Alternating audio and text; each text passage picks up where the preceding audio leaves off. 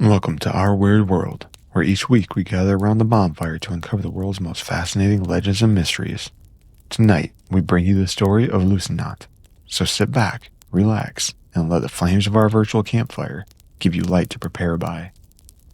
In the heart of the Scandinavian winter, when the snow fell in heavy, suffocating silence and the days grew short as a blink, there came the season of Lussi. The villagers of Vinterdal, nestled in at the edge of the black pine forest, knew this time well. Not just for its bone-gnawing cold, but for the shadows that came with it. For it was said that Lussi, the dark and watchful spirit of the season, roamed on the night of Lussinatt, which fell between December 12th and 13th. This is no gentle Yuletide spirit, no bringer of warmth and cheer. Lussi was a keeper of order and punisher of the reckless. Her wrath descended upon those who failed to prepare for the winter's hardships or disrespected the ancient traditions. But Lussi was no mere myth, no fireside story to keep children docile.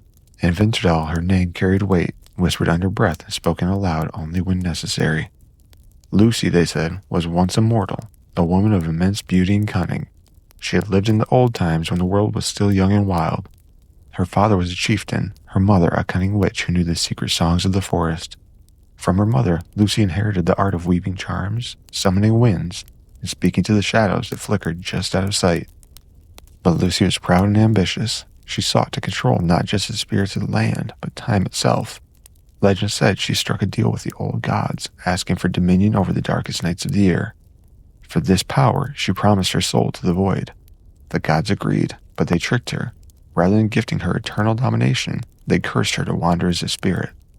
Lussi became the watcher of the Yule season, bound to punish those who fell into idleness or hubris, mirroring her own fatal flaw.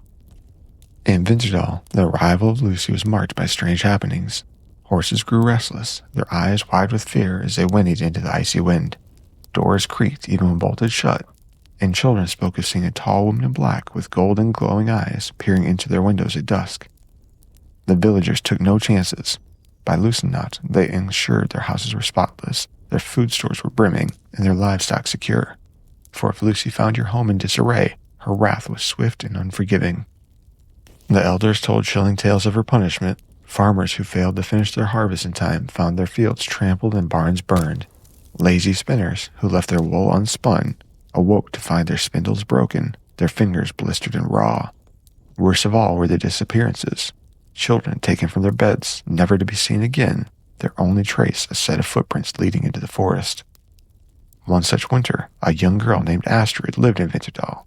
Astrid was clever, perhaps too clever for her own good, and she scoffed at the stories of Lussi. Old wives' tales, she called them, laughing when her mother warned her to finish spinning her wool before Lussinatt. Astrid had her reasons for defiance. Her father was a drunkard, and her mother frail and tired. The family's farm was failing, and Astrid carried the burden of keeping them fed. Spinning wool seemed pointless when the world outside was harsh and cruel. On the eve of Lussinatt, when the rest of the village scurried to prepare, Astrid sat by her hearth, her spindle idle at her feet. Her mother begged her to finish, but Astrid only shrugged. "Let Lussi come," she said with a wry smile. "What can she do to someone who has nothing?"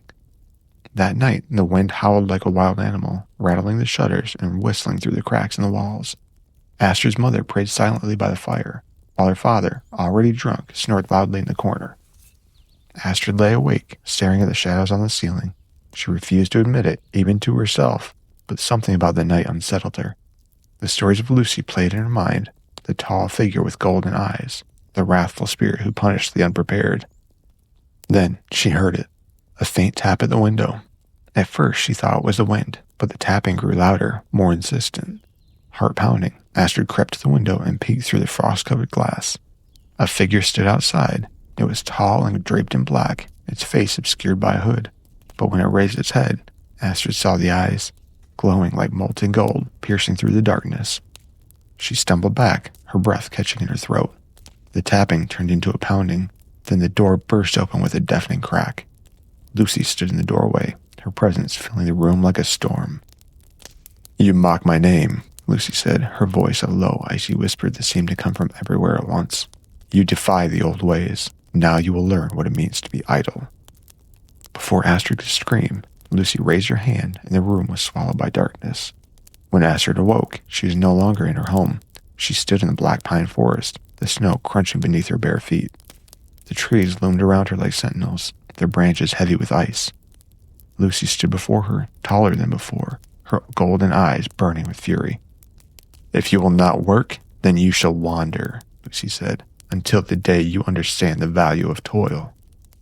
With a wave of her hand, Lucy vanished, leaving Astrid alone in the freezing forest.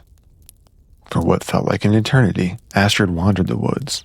The cold bit at her skin, and the shadows seemed alive, whispering and laughing in voices she couldn't understand.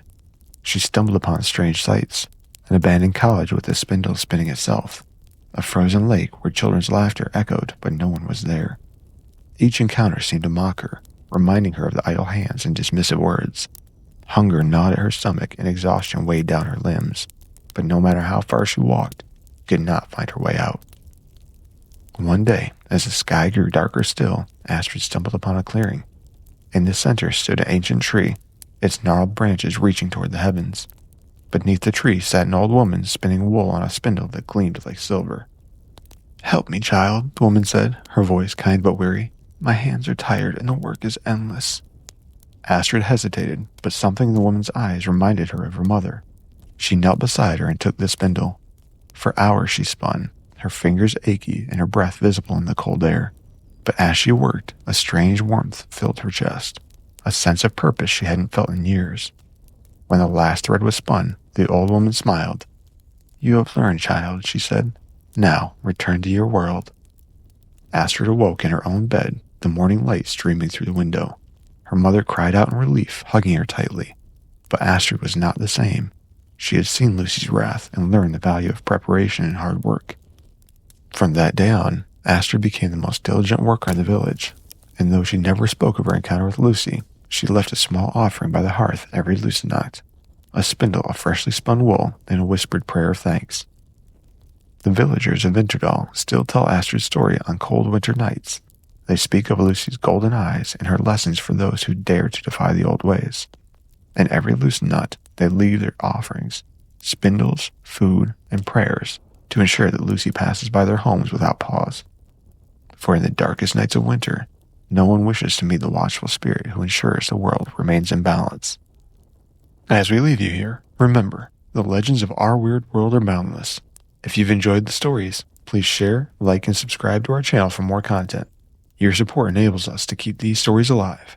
Until next time, stay curious and stay diligent in your duties, lest you meet the spirit of Lucy on a dark night.